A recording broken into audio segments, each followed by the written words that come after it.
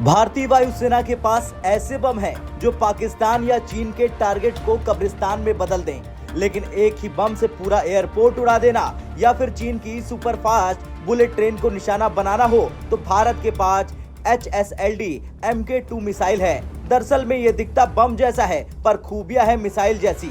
इस मिसाइल को भारतीय रक्षा अनुसंधान एवं विकास संगठन यानी DRDO विकसित कर रहा है। इंडियन एयर फोर्स के जगुआर और सुखोई Su-30 MKI लड़ाकू विमानों में HSLD बम तैनात हैं। भारत के आत्मनिर्भर मिशन के तहत इस तरह के हथियारों का उत्पादन बढ़ाने का निर्देश दिया गया है ताकि भारतीय वायुसेना को किसी चीज की कोई कमी न हो, क्योंकि ये इकलौता बम पाकिस्तान या चीन के किसी भी एयरपोर्ट को पूरी तरह से खत्म कर सकता है। अब तो इसके मार्क 3 वर्जन की भी तैयारी शुरू हो गई है। इस बम का पूरा नाम है हाई स्पीड लो ड्रैग यानी HSLD बम। ये भारत का नेक्स्ट जनरेशन शॉर्ट बम है। इसे कम दूरी का air drop precision guided munition भी कहते हैं। इसका विकास DRDO कर रहा, लेकिन मिसाइल के रूप में, ताकि इससे सटीक निशाना लगाया जा सके।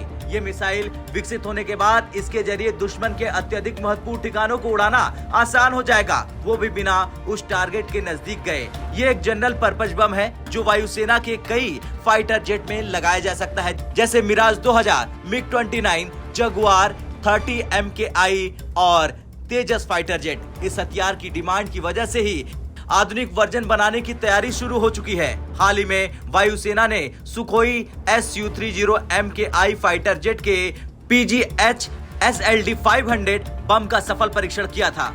इससे नए मिसाइल की सटीकता के बारे में जानकारी मिलती है। अगर ये मिसाइल भारतीय फैक्ट्री में बनती है तो लागत कम लगेगी, ज्यादा मात्रा में बमों की कमी पूरी की जा सकेगी। ये बम 2013 में भारतीय वायुसेना में अपनी सेवाएं दे रहा है, लेकिन अब इसके अत्याधुनिक वर्जन को बनाने की तैयारी चल रही। चलिए जानते हैं क्या खासियत है इस हथियार की। दरअसल अब तक 5000 से ज्यादा HSLD बम बन चुके हैं। 4 वेरिएंट वर्जन के अनुसार 100, 250, 450 और 500 किलोग्राम के हैं। लंबाई इसकी 74.80 इंच है। वॉरहेड का वजन 110 से 179 किलोग्राम है। 10 किलोमीटर से छोड़ने पर रेंज 30 किलोमीटर है। 5 किलोमीटर से छोड़ने पर रेंज 21 किलोमीटर, 2 किलोमीटर से छोड़ने पर 13.5 किलोमीटर रेंज है। 10 से 150 किलोमीटर की ऊंचाई पर उड़ने में ये सक्षम है। 1312 किलोमीटर प्रति घंटा की गति से बढ़ता है दुश्मन की ओर।